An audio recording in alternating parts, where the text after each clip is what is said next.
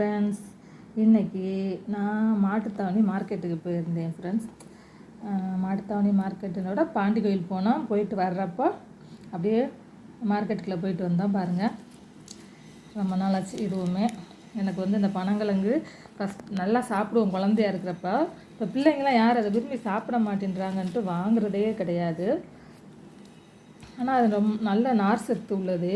ஆனால் நம்ம பிள்ளைகளுக்கு தான் நல்லதே பிடிக்கவே மாட்டேங்குதுன்ட்டு வாங்குறதே இல்லை.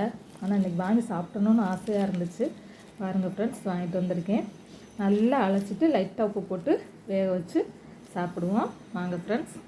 அது வேக வைக்கிற அளவுக்கு நம்மக்கிட்ட பாத்திரம் கிடையாது.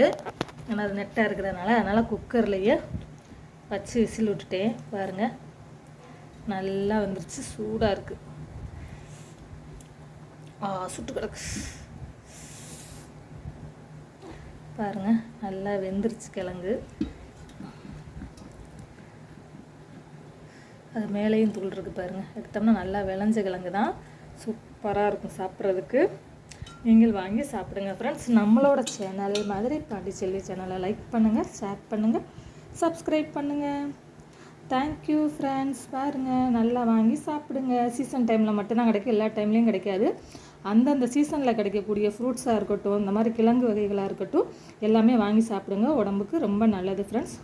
நம்மளோட சேனலை லைக் பண்ணுங்கள், ஷேர் பண்ணுங்கள், சப்ஸ்கிரைப் பண்ணுங்கள். Thank you friends.